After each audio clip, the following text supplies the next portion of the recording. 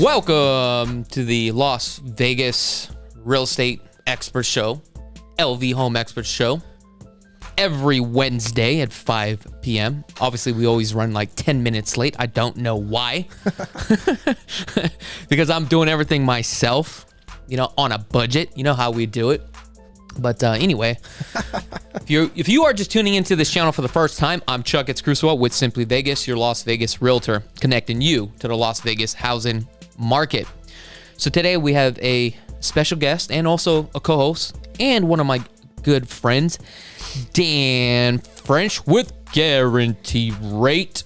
What's going on, bud? What's up, guys? Everybody out there, how's everybody doing? Weather's nice, man. You know what? Today, it's awesome. Well, for the past 2 days, the weather was great, dude. Yeah, it's crazy, man. Yesterday, I think it was like 60s, right?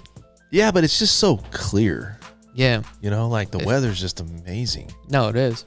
It's crazy. I know. I was out and it makes you want to really go do things more. So, a lot of times when it's cloudy or you just want to hang out at home. Mm-hmm. I was like, I got to get out, man. I got to go do something. I gotta stop being lazy.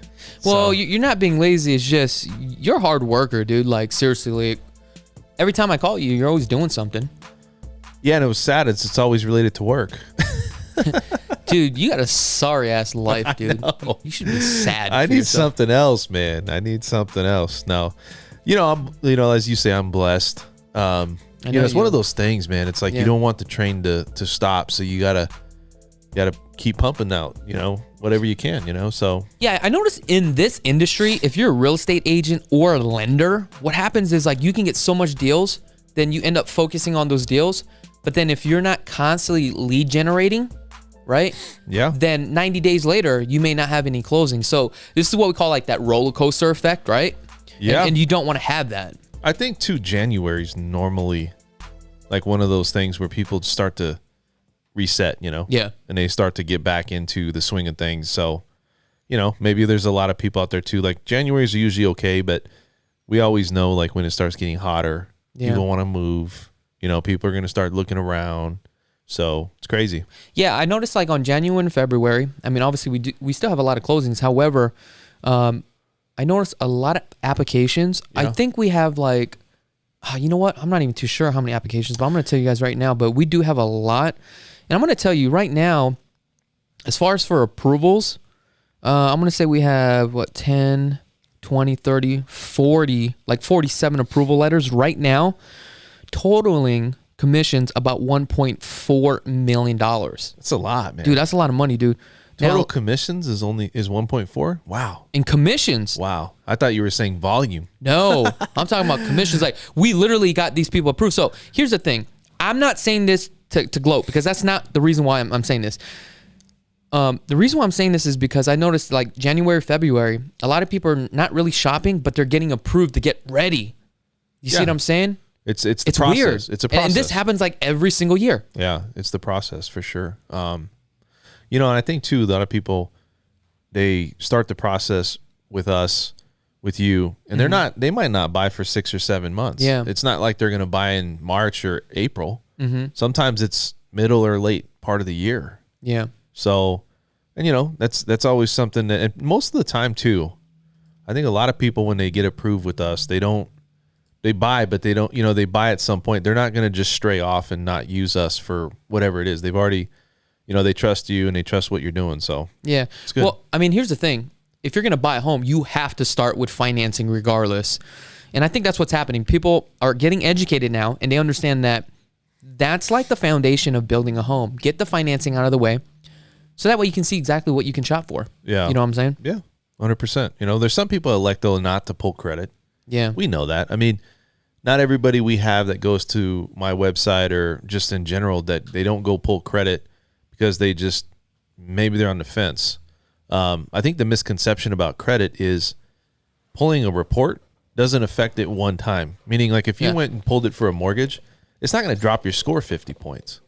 What it does is it's an inquiry. Yeah. But if you went to different places, pulled your credit for different reasons, yes, the inquiries are going to start to add up and your score is going to start to drop. But I think people have a misconception where I talk to a lot of people oh, I did the application, but I didn't put the social in. and maybe you're not ready, but it's not because the score is going to drop because you pull credit. Yeah. That's not what happens. Now, from my understanding is, if you're going to pull your credit, right, and you're serious about shopping a home, it's okay to pull it with different lenders if you choose to, because obviously you want to shop around, but that's not going to ding you if you pull it twice with 2 lenders, right? It's not going to ding you. I mean, you're in a tier bracket. You see what I'm saying? Just because, let's say you drop 3 points, it doesn't mean that you're going to get a lower interest rate. And also, by the time you close, let's just say you got dinged 3 points, you're going to get those 3 points back.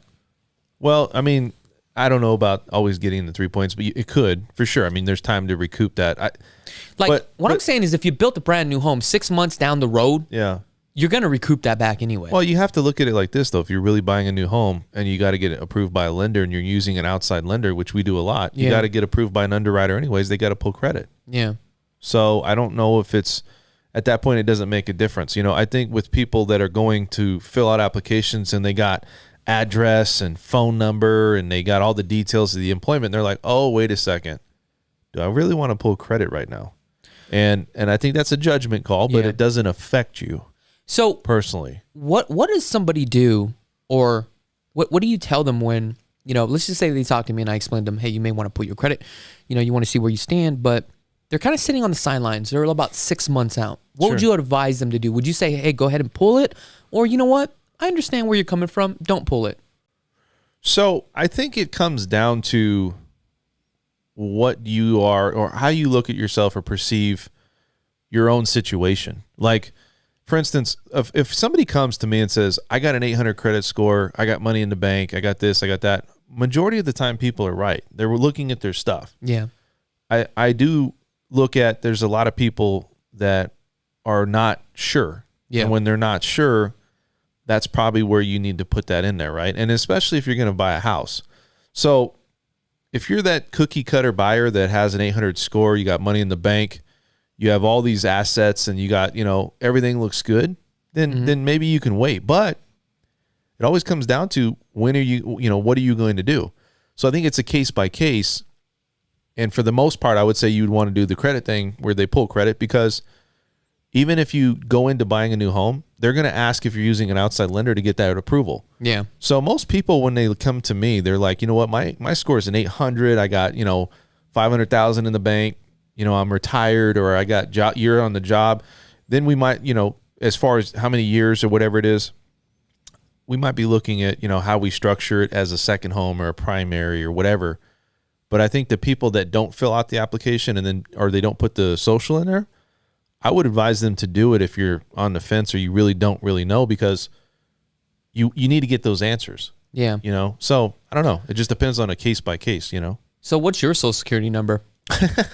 Yeah, right. you can use Dan's. Yeah, right. Drop. So today I want to get right into what's going on with the housing market as far as stats, and that's going to be very important, because here's the thing: no matter if you buy a home here or anywhere across the United States, you got to know what's going on within the local market. Median price point, right? What you can get for the square feet and all that stuff. So we're going to get right into it today. So here, as you can see, we have the MLS, which is the multiple listing service. So the first thing I like to do is we're going to be looking at all single-family residents, and we're going to pull up the last 7 days, okay? We're going to see exactly what has closed for single-family residents, okay? We're going to also do detached, and we're going to go across the whole Las Vegas Valley. So let me zoom out here just a little bit, okay? We're going to take this, and this is a good way to really see exactly what's going on, and you should have your agents to start to do this too as well, okay? So we have about 2,569 properties that are on the market, and also that have sold in the last 7 days. I mean, take a look at this right here on the pricing. The highest listing right now is $28 million. 178 days on the market. Isn't that crazy? That is crazy. 178 days? Yeah. That's not normal, is it? I'm sorry, right 173 days. I mean, 28 million? Come on now. It's going to take a while to sell. Oh, 28 million. Yeah. Let's take a look at this right here. This is the market analysis for the whole Las Vegas Valley, okay? So let's take a look at some actives here. So if we take a look at some actives for a 4-bedroom, 3-bathroom, 2,140 square feet. The average list price is about $400,000. Average days on the market is 33 days.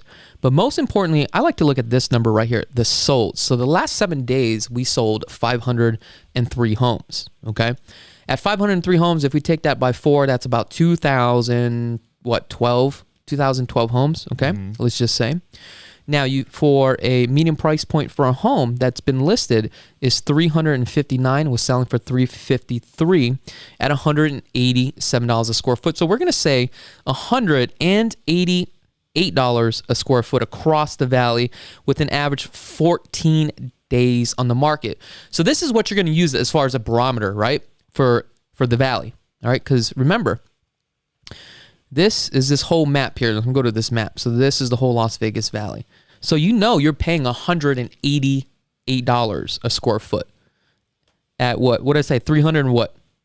335? 335. So it's 335. That's the median price point. Now, let's take a look at the average. So the average is going to be important too as well. Okay, let's go back here. We're going to go back to the average. Now we'll come up here. The average, 4 bedrooms, 3 bathrooms, 2,245 square feet. That's what you get. Average across the board, $458. And I don't know where we got the $33. Yeah, $458. Yeah, $458,033 at $196 a square foot. Average days on the market is 37 days. So they take this amongst all these properties that's out here, right? And they take an average. Do they go by zip code? I mean, is it? No. So the way that I have it broken down, it's across the valley. Okay. So it's the average across the valley. It's not like, hey, for this specific zip code, this is what we're seeing. And we haven't broken that down yet. Okay. So this is how I analyze property and see exactly what's going on. So, as you can see, everything right here that's highlighted right here in blue, that's the whole city of Las Vegas, North Las Vegas, and also Boulder and Henderson, right? So this just kind of shows you roughly what's going on, right? So we already know the median's what, 188 and 14 days on the market at $335,000, right? So now we're going to break it down a little bit more, okay? Because now we're going to target certain locations, and this is going to be important because we talked about this, okay? So I'm going to go ahead and clear this out, and we're going to zoom back in a little bit. Now we're going to focus on Summerlin because everybody wants to talk about Summerlin. And we know that Summerlin has over 122,000 residencies at this time, okay? I'm going to go ahead and zoom in just a little bit.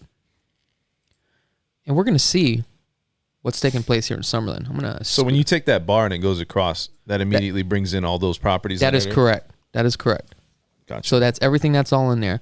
So around the Summerlin area, everything that's currently active and everything has sold in the last 7 days, there's a total of 316.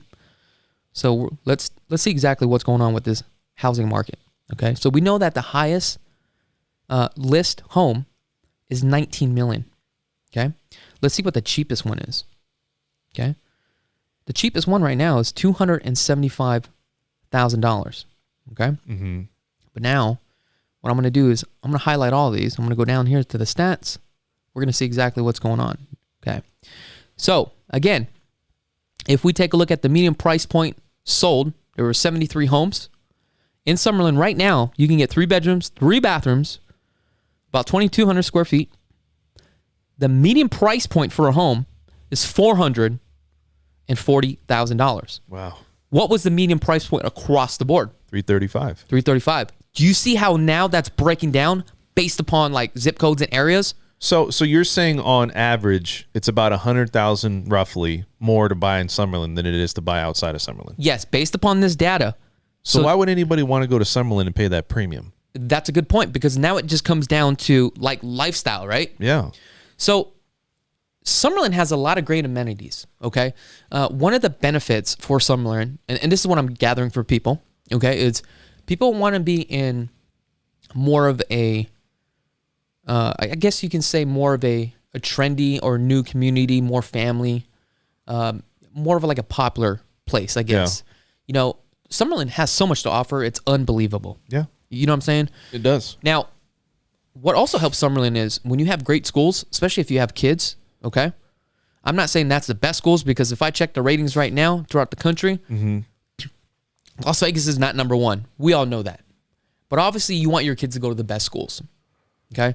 Now, keep in mind, I don't really know what the best schools are. I'm just telling you what I've been told from, soccer moms, soccer dads. Soccer moms. You see what I'm saying? Yeah. Now, I'm not a soccer dad, but I'm a soccer cyclist and also soccer cyclist. What the hell is a soccer cyclist? Soccer cyclist? Yeah, I was just where you're on a motorcycle and you play soccer. Yeah, see? And I'm a motocross cyclist, too. No, I'm a motocross, whatever. You know what I was saying. I'm just trying to be funny about this stuff. But on a serious note, as you can see now, because a lot of people will contact me and say, yeah, put me in Summerlin. Well, this is what you're paying for the price per square foot. You see what I'm saying? I mean, that's pretty pricey, right? No, it's very pricey. Okay. So now, let me finish this up first, okay? Because we have some time. I want to break this down because this is important. So now we're going to delete this. Now what we're going to focus on now is the Southwest, okay? So let's go down to the Southwest here. Now we have everything here on the Southwest of the enterprise, right? We're going to go to a search criteria. We're going to go ahead results. We're going to select all. Now as we select all, let's get some stats going on here.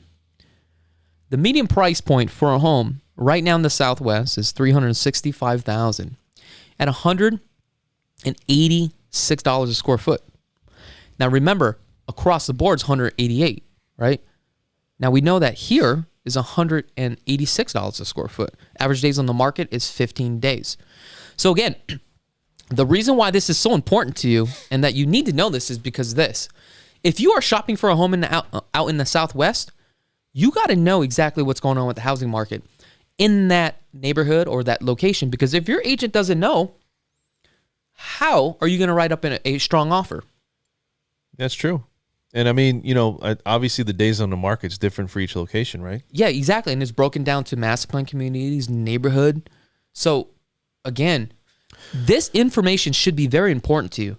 This is like the first thing that you should know when you ask your agent. What's the average days on the market? So Summerlin normally has SIDs and LIDs, right? And they have special improvement districts. Yeah, right? Mm-hmm. So, and that's passed to the consumer. Like, for instance, if you had the 215 freeway out there, how it circles around and you have some things that's going on, the homeowners are the ones paying for all those amenities in Summerlin, right? Those are primarily passed. Now, is there any other areas like that, where you're seeing there's a lot of special interest, what is it? Special interest fees, right? No, special improvement districts. Yeah. So those SIDs, those LIDs and things that you're paying on, those are improvements around the area of the house that you currently buy. So where other areas are there? You have those. Inspirada. So Inspirada has that. Yeah, Inspirada has that. Okay. Now also you have stuff out in Aliante.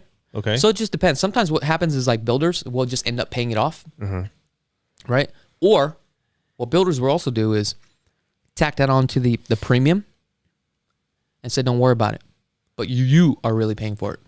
Wow.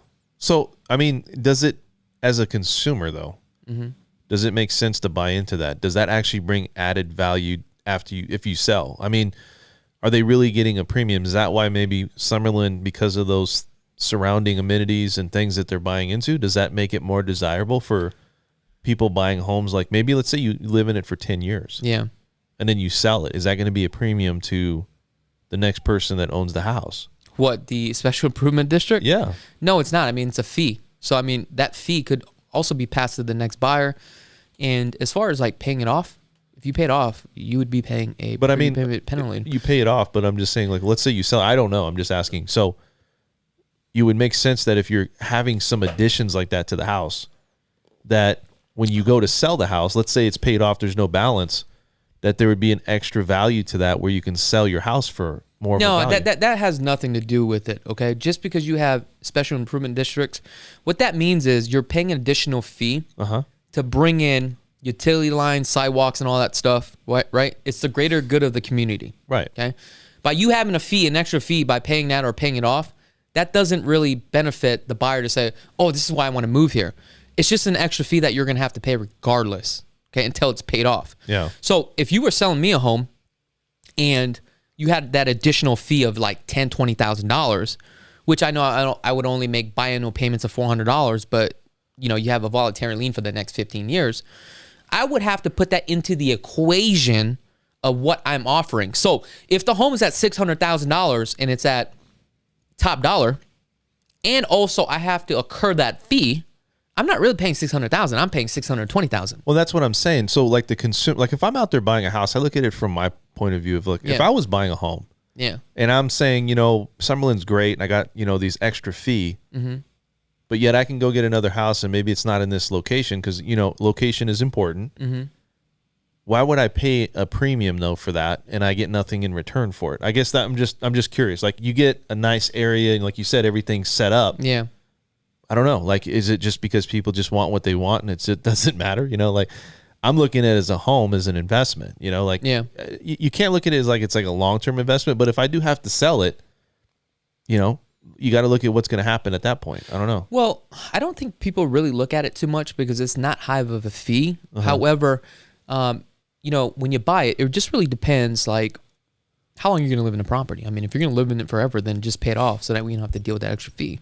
But if you're going to be there for 5 years, don't pay it off and just make the, biannual payments or the yearly payments and just pass it off to the next buyer. But, if you want a house in an area like that, you're going to pay a premium regardless. Do you see what I'm saying? Yeah. But this is what I want you to do, Dan, because, you have such a handsome face. Pull that mic down a little bit, man. Let's see your face. You know what I'm saying? Pull it down a little bit. Right there. There you go. Now we can see your face. Look at that. There you go. A little bit better. Now, I want to get right into the northwest area. Okay. So now that we are here in the northwest area, we're going to take a look at this data. Let's take a look at the stats here. So now for the median price point for a home for a 4-bedroom, 3 bathrooms, that is 2,163 square feet.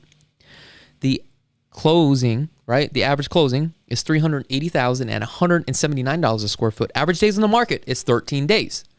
Look at that. Wow. So this tells you this is cheaper than the Southwest, right? Cheaper than the Southwest, and also cheaper in Summerlin. And also, what does this data tell you? Is that 2,163 square feet for a home, 4 bedrooms, that means you're getting more bang for your buck. See how this data now is starting to make sense where you're price shopping and you're using the price per square foot as a barometer? See, that's why it's so important that when a consumer comes out here and they have no clue, right, where to buy, and the first thing that they always say, put me in Summerlin or Henderson, because this is what I'm being told. This is the best location, okay? Scratch that. This is where we say, number one, you got to lay down that foundation. Let's get you approved first. Let's see where you stand, okay? Based upon what you're approved for, now you're going to tell me exactly what you want. Square footage, bedrooms, bathrooms, right? That's standard. Now let's set you up throughout the whole Las Vegas Valley. Now, based upon me setting you up on the whole Las Vegas Valley, you're going to be looking at homes at north, east, west, and the south side of town. Now you can see based upon what you want, what you are getting based upon the price per square foot. So now you are home shopping the right way, the correct way, right? Yeah. So now when we go out into the marketplace, we start looking at homes, literally driving the neighborhood.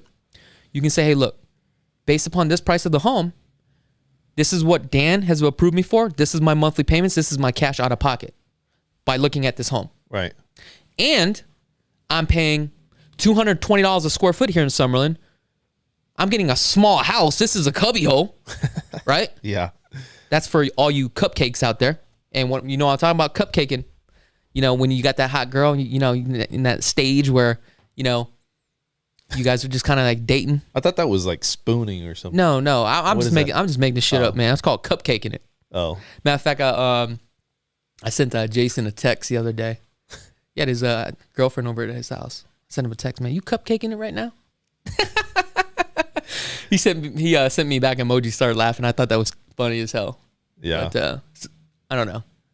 Slang terms. Anyway, let's go back. So what I'm trying to get to is now that you look at it, now we're going to go out to the northwest. And you realize, okay, I'm out here in Sky Canyon, master plan community, right? I'm only paying $179 a square foot.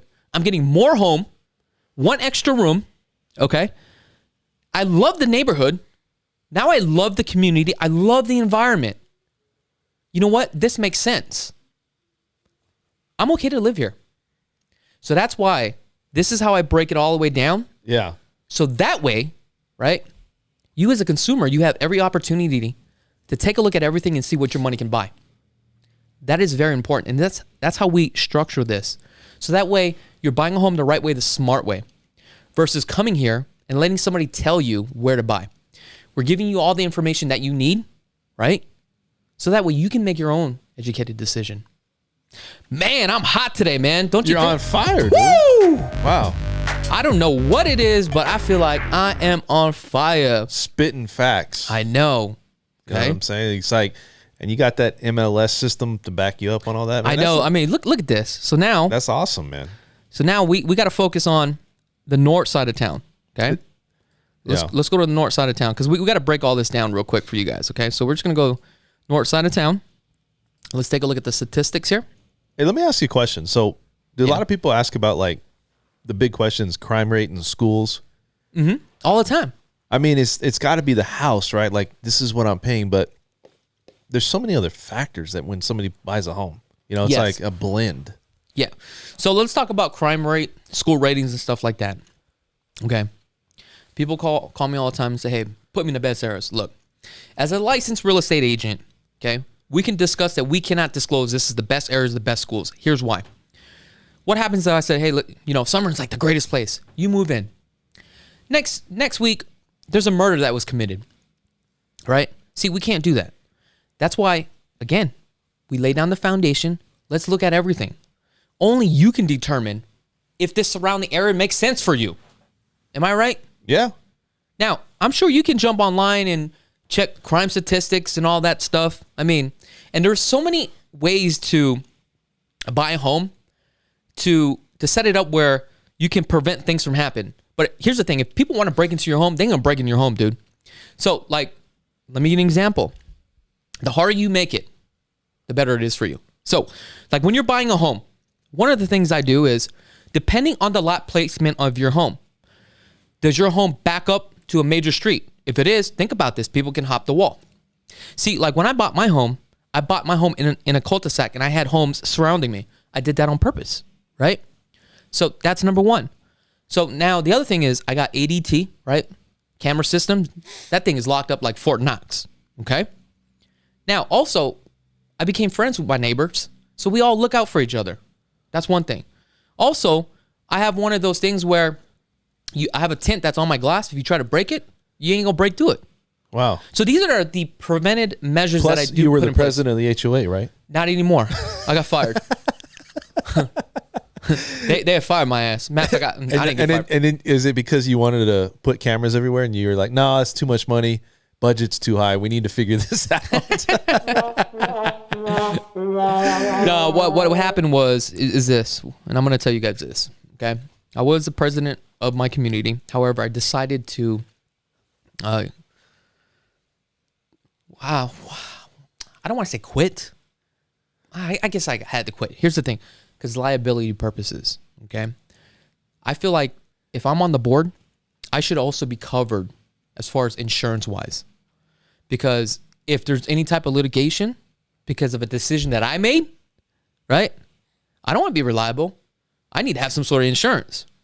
Do you see what I'm saying? Yeah, so is that the real reason? Yeah, that's a real reason, man. You like to be structured, though, too, man. You're always like, Trust me, when I was in there, I was hellblazing that shit. Like, I was so conservative, but, dude, we made so much money. However, it's funny, though, man. Was he ever, you get the insight on, like, pending litigation and stuff like that, right? Well, you have to, because you got to make decisions on, hey, are we going to go after these people? However, I was like one of those cool dudes, like, man, I'm going to give you like 1, 2, 3, like 6 freaking chances. You know what I'm saying? Like, hey, just get your shit right, man. Would you ever like see a neighbor and you see like they're not doing something right? Maybe they left the trash can out. You go knock on their door. No. Sir? No. I'm the president. No.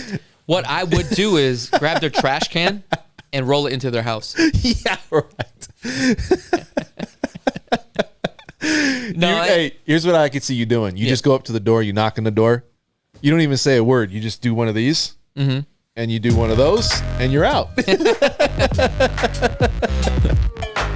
No, and here's the thing. I just don't have the time for it, and I don't want to be a disservice to my community. And, it is what it is. You know what I'm saying? Like, you got to do the right thing. You know what I'm saying? You got to do the right thing. I think it's it's a responsibility, though, too. And I don't know. For me, it's, you got to be really, like, involved and somebody that wants to make change. Yeah. And, if you already got a busy life, it's almost like an extra job to a point, right? Yeah. So now I want to go back to the market stats here. So this is for the city of North Las Vegas. 1,900 square feet. You get 3 bedrooms, 3 bathrooms. Take a look at the price, $315,000. Wow. What was the median price point across the valley? What do we talk about? $335. $335. 14 days on the market, same thing. But you're paying $162 a square foot. You see now what's happening is that you're getting more bang for your buck here. So North Las Vegas is a little bit more bang for your buck. Yes. Right. Okay. Now, does that change a lot? No, depending on consumer demand and people coming here. Let's say that, and I'm asking questions because I'm curious. Houses, let's say there's not a lot of houses over here, in Ascaya or wherever. Yeah. And they're like, well, houses are only going on in North Las Vegas. Got a lot of building going on. Yeah. Does that increase based upon what consumers or people that are going out to buy homes, what they're willing to spend, right? So it can go up. Yeah. Is that right or no? So this is how it works, okay? Now, as we are running this data here, we already know Summerlin is the highest price per square foot. Right. Followed up by Henderson. Okay. Then it's also followed up by the Southwest, the Northwest, and the city of North Las Vegas. Then it's going to be the east side of town. So what's going to happen is people are going to flock out to Summerlin. They're going to buy because they're like, yo, this is the great location. And I'm also going to tell you this, man. Pricing for a home, right, is based upon, or demographics is really based upon income level. Yeah. That's just the bottom line. The more money you make, right? So where's the highest median price, or not, I'd say wage earner, where are they living at? What area would you say? So I don't even have to tell you. The number and the data tells you yourself. That's the reason why you need to do this, right? Again, this is very important information. Again, Summerlin, highest price per square foot. Henderson, right? Southwest, Northwest Las Vegas, city of North Las Vegas, then the east side of town, right? East side. Now, this is how it works. Everybody goes to Summerlin. People buy. They realize, you know what? It's getting too expensive. I'm going to go check out Henderson. Buy. Gets too expensive. Boom. That shifts on over. Now, the price per square foot goes up in the in the Southwest Las Vegas area. That gets too overpriced, and people go out to Northwest, then they go out to the north side, then they go out to the east side, then buy. So as you can see, it constantly tiers up until it gets more expensive, then it makes it all the way around again. Does that make sense? Yeah. So that's how this works based upon what this data tells you. So now let's take a look on the east side of town. East side! You know how we do it, cuz? Yeah. On the east side of town, let's take a look here. East side. On the east side of town, the median price point, look at this, $1,500. Oh, $1,500. You a big old dummy. It's $1,589, right? Dollar. You know what? I quit this show. I'm done. I don't even know what the hell I'm talking about. What the hell is going on? Damn, I'm moving so fast, man. All right. Yeah. We got this. Yeah, we got this. You know what? I gotta chill. We got this. It's time to chill. That's right, baby. We're gonna chill. Did you have your Red Bull today? Actually, I had a coffee and I'm wired like crazy, dude. I could tell. That's funny. But you know what? This is what making the show. You know what I miss? Us doing that radio show, dude. The radio show? Why? I don't know, because you know why? I feel like I'm hype right now. I remember days, man, on that radio show, you were just on one, dude. Dude, I was like smoking meth. You'd come in and then when you were done, you'd be like, I'm exhausted. I can't believe this is like a workout. you went from 100 to 0 in that's 1 hour. Right. All right, so on the east side of town, if we take a look, you can buy a home for $280,000 at $173 a square foot. Average days on the market is 20 days. Yeah. That's pretty impressive. 1,600 square feet home, 3 bedrooms, 2 bathrooms. You see what's going on here? I do. This is the reason why this data is very important, and you got to get with a local agent, so that way you know exactly what's going on, man. You got to be buying a home the right way, man, the smart way. I got a couple things to piggyback on that, but go ahead. Let me just show you this data real quick. I'm sorry, because, I understand. Proof's all in the pudding here, and I'm all talking smack, but as you can see, here's the data, mean, and price point again. Now, what were you going to say, Dan? No. I mean, I think it's like this. So people want to know, can they afford it? And with the prices going up so rapidly, the average person that's buying a house, their, maybe household is what, 70,000, something like that? Is it, because it's gone up? No, it's about 56,000, but I haven't checked that data for some time. But you know what? That is a good point. So let's talk about this. What was the average, right? Tell me right now. I'm sorry, not the average. What was the median price point? And the median price point is $335. And the median price point right now is lower than the average, obviously. The average is going to be a lot higher because it's like $445 or something like that, right? So let's pretend, okay? Now, I always use the Zillow app, okay? Just to kind of get a general idea. I'm not a lender, okay? So these numbers may not be accurate, okay? So let's just say we bought a home at $335,000, according to this app, okay? All right, Dan, I need to start talking as I pull this thing up. Well, keep talking. Like that music. I know that's your kind of music. So the reason I'm bringing it up is because there's data that's come out. Yeah. And you look at California. California is always, they're judging, why, not judging, but they're always questioning why people are leaving. And the average person, if they're making 70,000, or let's say the household in California, there's only like a very low percentage of people that can afford a house at that average price. So it's important to know the average median price here, because you're absolutely right. As they move here, if their job, here's what happens. A lot of people get a job here and it's not the same income as they were making in California. Yeah. Now, we have a lot of people that buy vacation and second homes, investment properties, but the big part of that is, can they afford it? And if they can, then what is that price point? So I think that's important for you to go and talk about right now. Oh, I wasn't paying attention. I'm looking What are you at the looking at switchboard.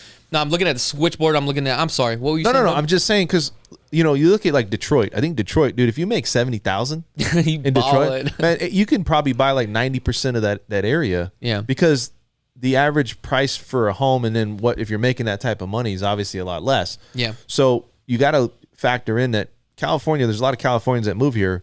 If they're on the same wage, they got to adjust down for the most part, you would think. Yeah. Because if you're getting a W-2 job or a paid job that's an hourly job here, you might not be able to afford the same house there, right? So you got to know what you can afford here based upon what your new job is if you move here. Okay. All right. So let's break this down. $335,000. With your clients, what would you say the type of loan? Is it 5%, 3%? I mean, there's a lot of options. 3, 5. It depends on your credit. Depends on a lot of things. Okay. But so, I mean, I'm just saying right now, majority of your clients, are they putting down 10%, 20%? Oh, they're putting down like 5 or 10%. Okay, we'll just so say that. We're going to say 5%, right? Yeah. Okay. Hold on. Whoop, this ain't working out right now. You big dummy. 5%. Okay. 5%. And what's the interest rate roughly today, if we close today? High twos, 2.875. I'm going to make it worst case. I'm going to just make it worst case scenario. Something crazy. 3%. So we're at 3% right now. Yeah. Primary residence. Primary residence taxes about 1%. Just a little bit shy over 1%. Okay. I mean, just a little bit shy under 1%. Okay. Home insurance. What's roughly about home insurance? The hazard insurance or home insurance? Which one? Private mortgage insurance? No, hazard insurance. Don't worry about private mortgage insurance. I don't know. Just say it's 0.30. 0.30. So I mean 0.30. So that's what? I'm just trying to figure how much a year. Like $1,000 a year? No. $1,200? No, it's probably less than that, man. That's kind of high. Yeah. You know what? I'm just gonna it's about $83 a month. Okay. So now, based upon this number, this stats right here, let me show you.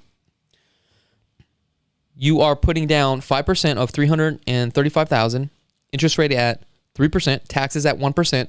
Now, home insurance, right? Because you have to have home insurance, is $83 a month. So the total is $1,704.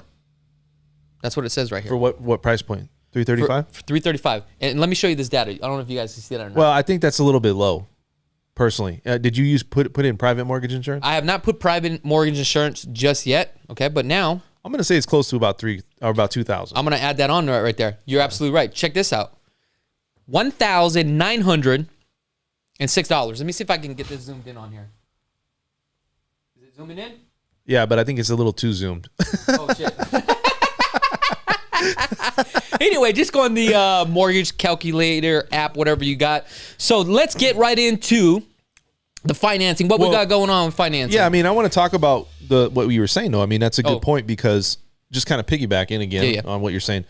$2,000 a month, that's where this comes into play. If you're making $70,000 as a household, should be perfectly fine. Mm-hmm. But, I guess the question too is, like, at $335, can you even get a new home? Is there even, can you buy one? I mean, you could probably get a condo. Nothing new though. Well, you can get a brand new condo right now. But I'm saying like a new house. You can't get a new house at 335. No, it's going to be bare bones. I think there's probably like 1 or 2 communities, but again, you got to go out there, you got to take a look. But you're going to realize the average for a decent sized home, right? And I would say in a location that I would live in, or even for like a rental property, you're probably going to be spending about $400,000. The reason but you're not going to have that much of an option though. Yeah, and the reason I'm bringing it up is like this. So if you're saying that the average person will just round it up, $60,000 as a household, let's just say, we can even see 70. Yeah. You're probably stretching it then if you're going to make that money that you can come out and buy a new house here. Yeah. So that means you're pretty much stuck buying an existing home then. Not necessarily. I mean, here's the thing. We can get you approved for about 400, 450. That's kind of like the sweet spot where you still have an opportunity to get a home. Okay? Mm-hmm. But think about this. At 400,000 or 440, whatever it is, let's just say, you're only making 60,000 a year. Mm-hmm. Let's say that the average household income is about 56,000 the last time I checked, but let's just say 60,000. Uh-huh. That's already what? 1, 2, 3, 4, right? 4 or 5. That's like what? 8 times the income or something? Yeah, I mean, it's something to consider, because I don't know, there's a lot of people that want to know what type of home can they buy. And, we talk about a lot of people that are working here. First off, we have jobs, but we have some unemployment numbers that's pretty high here, I think. It's gone down, but yeah. What is this? What if somebody's out here and they're living here? What can they afford? And I think that's what they need to understand. Like, do you have people get discouraged? Because it's almost like if I can't buy something that I want for my family, it's in a location, all these things, are people willing to flex a little bit or bend a little bit, we'll say, where they're going to say, hey, I'm not going to get all these things. You know what I mean? Like, I just can't I might get 5 out of 10, but I'll be happy with that. Like, Dan, have you been paying attention to the show and the stats that I've been providing you? Yeah. This is the reason why you want to get the stats, so that way you know what's going on. Stat of the day? No. Exactly. Reason why you want to get this, so that way you know exactly what is going on with the housing market. And then at that point, you can make the decision. You know what? This works. This doesn't work. Because sometimes people realize, I can't buy a home. There's nothing out there that I want to get. And if that's the case, then you may want to just rent a home. That's why we go back to looking at the numbers. Yeah. It's all about education. Yep. But here's the thing.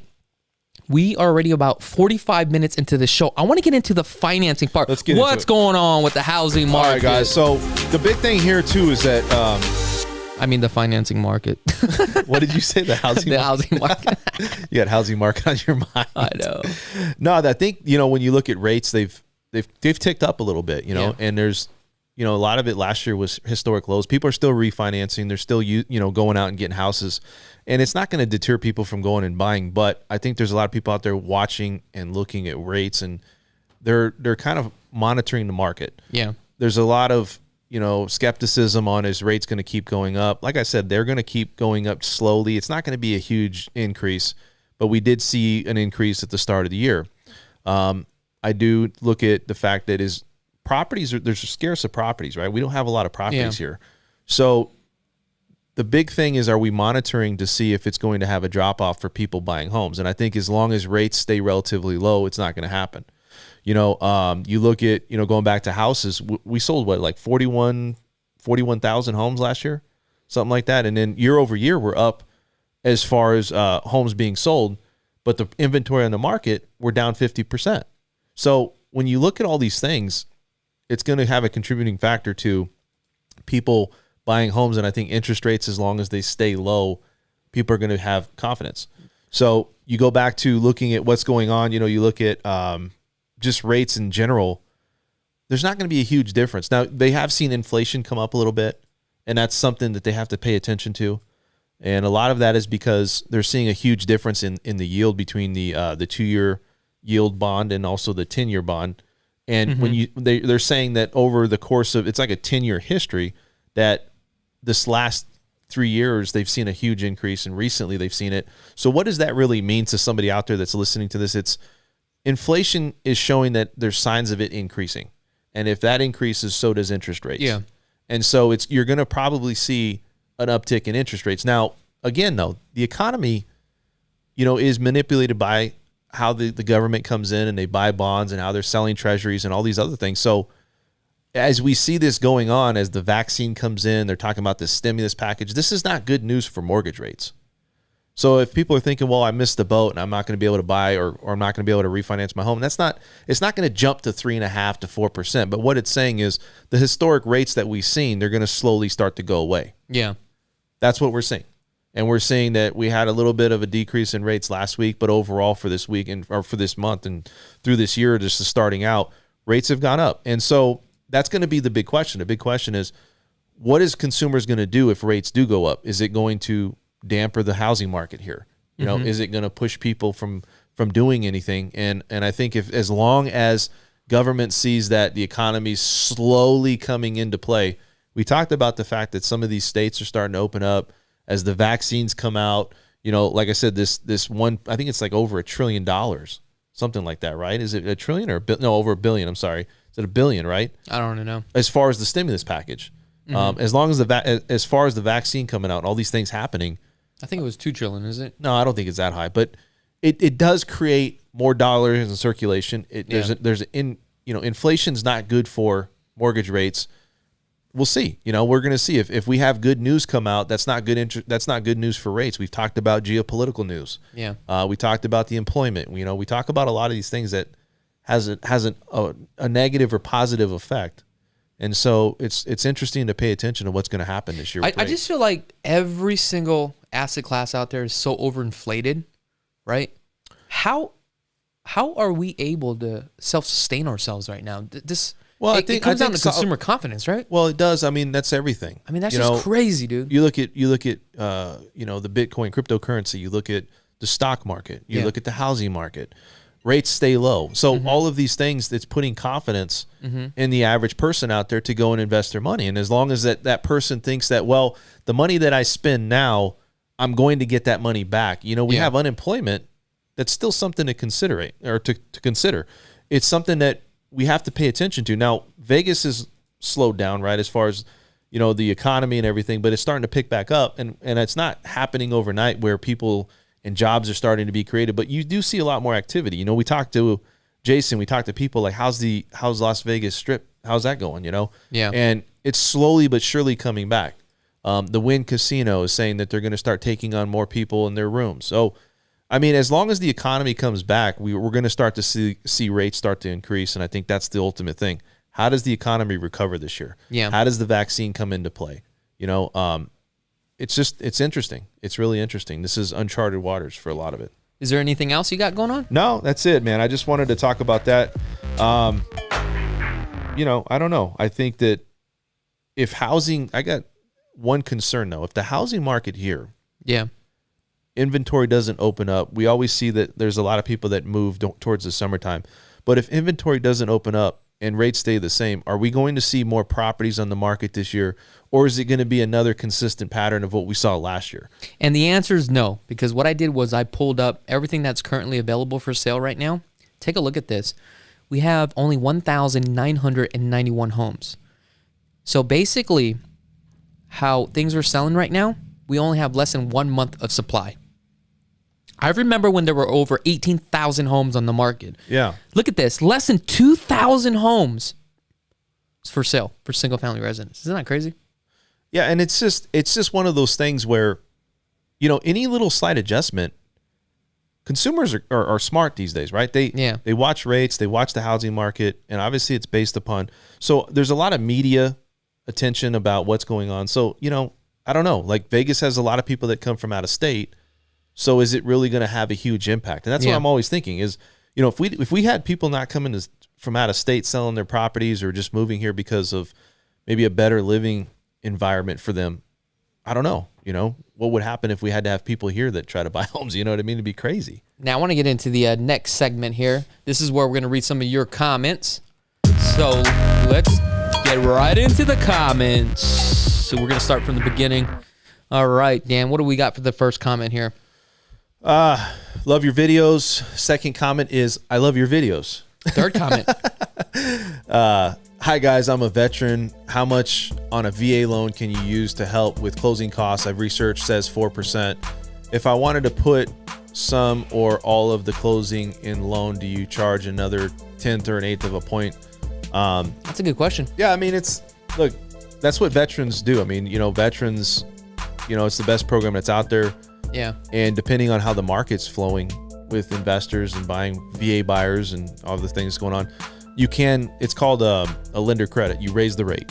So a lot of people think like, well, I'm getting this and I'm getting that. The reality is the lender's building it into the rate, and you can cover those costs. Yeah. Is it 1/8 of a point? Sometimes it's more than that. It could be 1/2 a point. It could be whatever the market's pricing out. There's not a set number for that. Gotcha. The other thing that you need to be aware of, okay, when it comes to VA buyers, a lot of VA buyers, right, that I talk to where they already have a lender and they come to me, one of the first things that they say is that we don't have to pay anything. The seller would pay for it because our lender is telling us that go ask the seller. Yeah. Sometimes I want to call that lender that doesn't really do business out here and be like, what the hell are you talking about, bro? Yeah. You got to understand what's going on with the housing market, okay? If you are a VA buyer and you're asking for closing costs in today's market, it's going to be very challenging.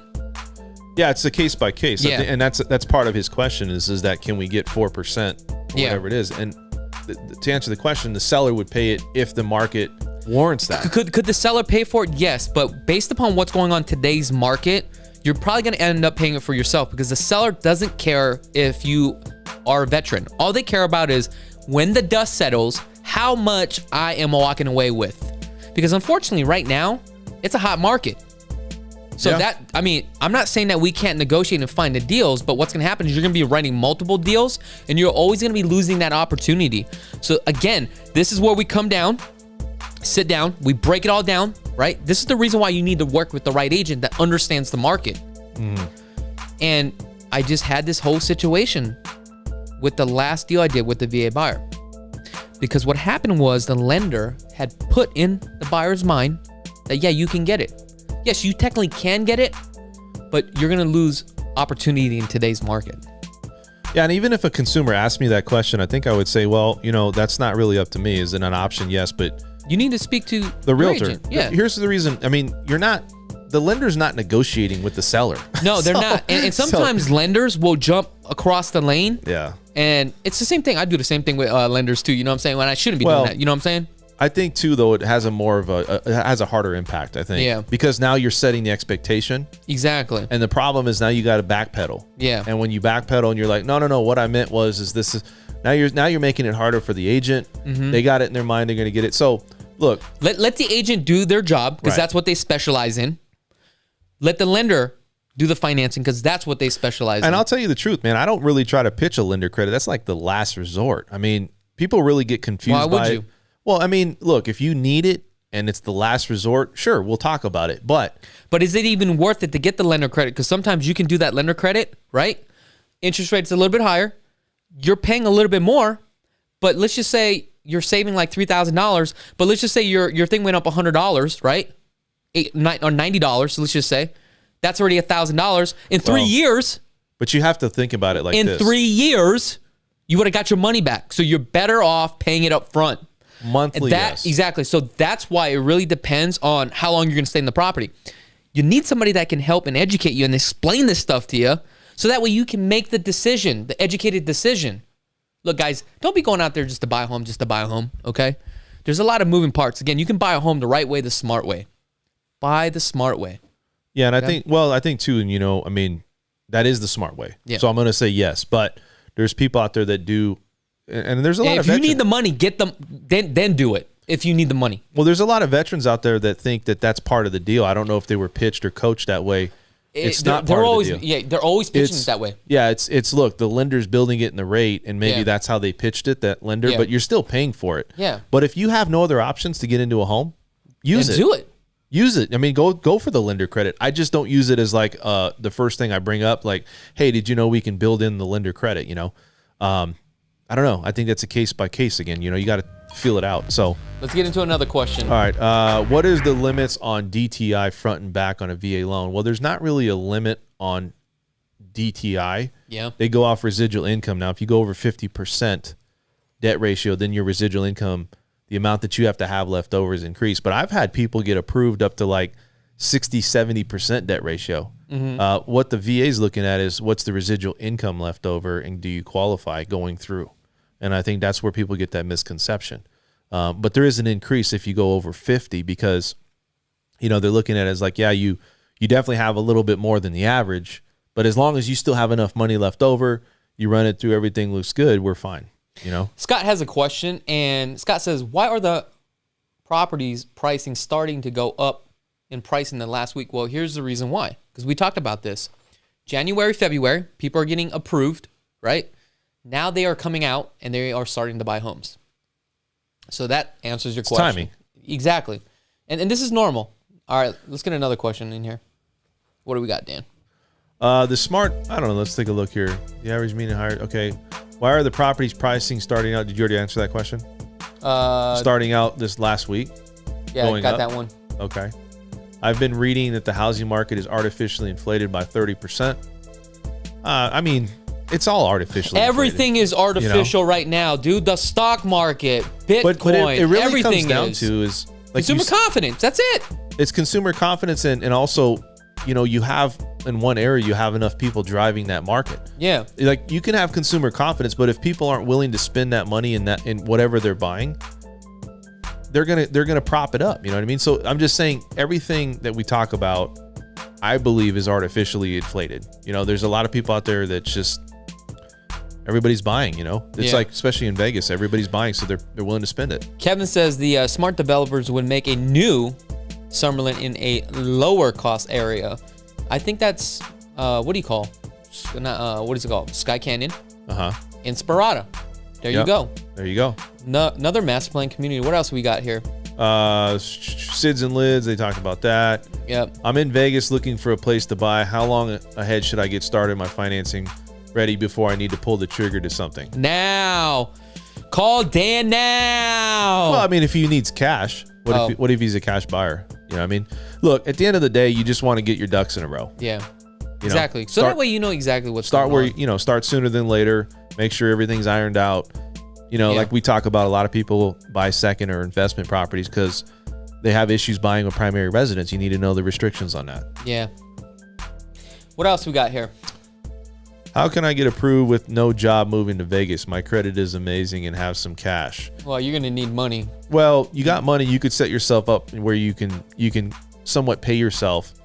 I've had people go to people like financial planners and people where they take money and they put it in like some type of IRA or retirement account type thing where they self-distribute their money to themselves. How long does that have to be seasoned for? 12 months, 24 months? No. It's got to be 3 years plus. Like it's got to have enough money. Oh my gosh. But I can also say that I don't know how many people are really following up to say, hey, did you really, or do you still have that same money? Well, if that's the case, his best bet is, number one, hope to God in the next 3 years that the market tanks and pay cash, or go out there and get a job that pays enough based upon the income that you're making, solidifies what you can buy.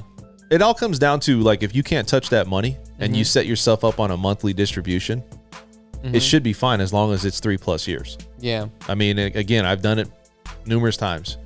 Congratulations. We're about to hit that $200,000. Oh, 200,000. Yeah, big dummy. $200,000 purchase? Yeah.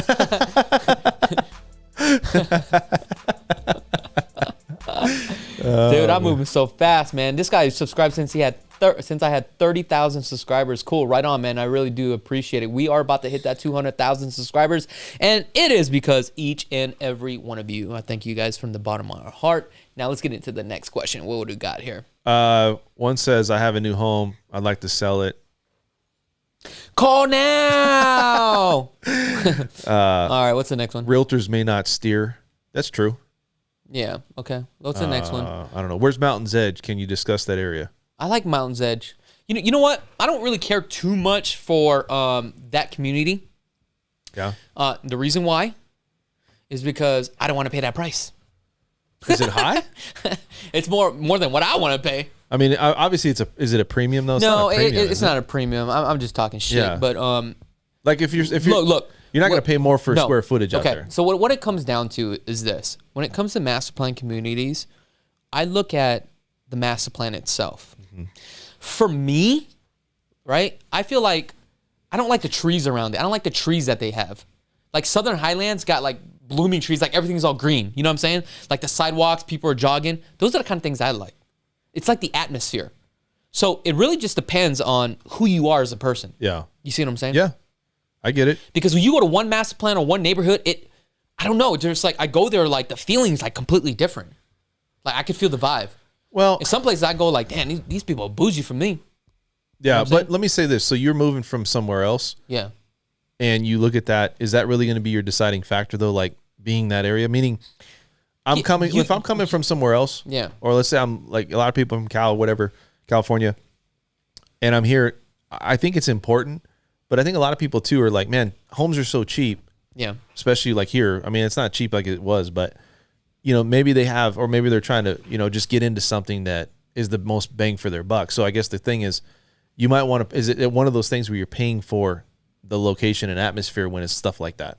Well, yeah. I mean, that's really, again, it just comes down to you and what you're looking for. I mean, every neighborhood, every master is all like that. You know what I'm saying? Yeah. It's just, when I buy a home, that's the first thing I'm going to look at.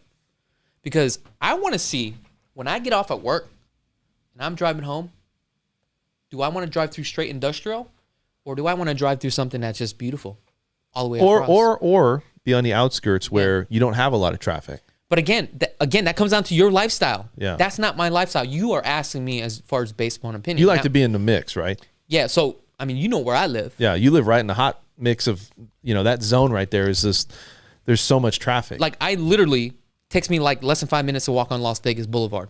I like to go home and just disconnect and kind of like get away from everybody. That's too suburbs for me. Yeah, that's how I am. Yeah, I ain't with that. I need my private time. I need to read in the backyard.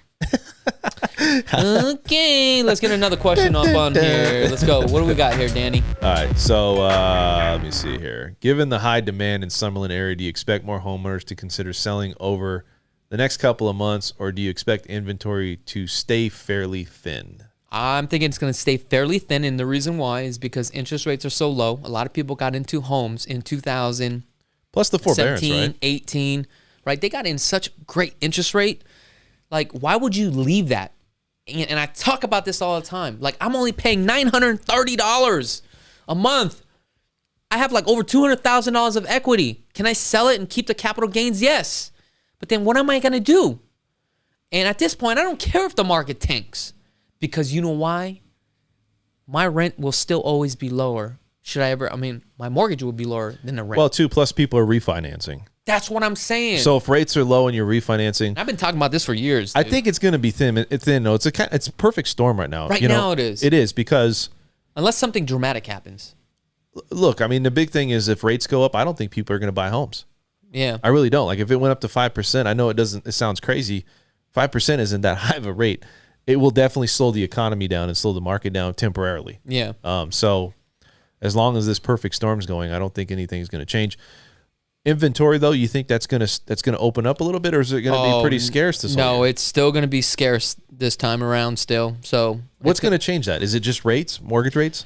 It's going to be rates and consumer confidence. That's just the bottom line. Once rates go up, people realize, hey, I can't afford a home. I may consider renting. And what's going to happen is people are going to realize, you know what? This doesn't make any sense to move at this time, and they won't move.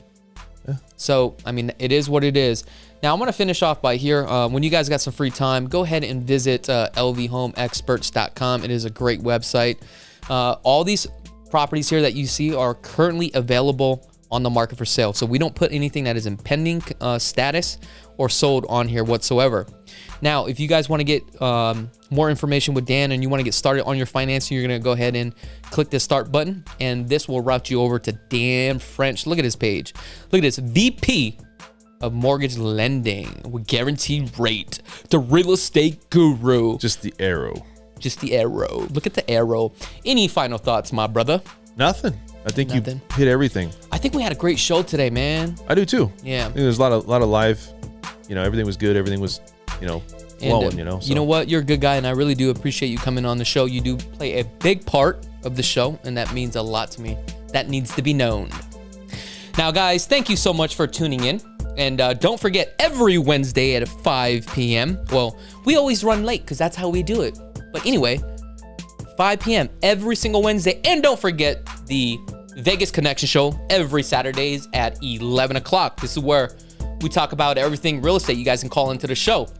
Other than that, thank you so much for tuning in. Until next time, I'm Krulsawat with Simply Vegas, and have a blessed day.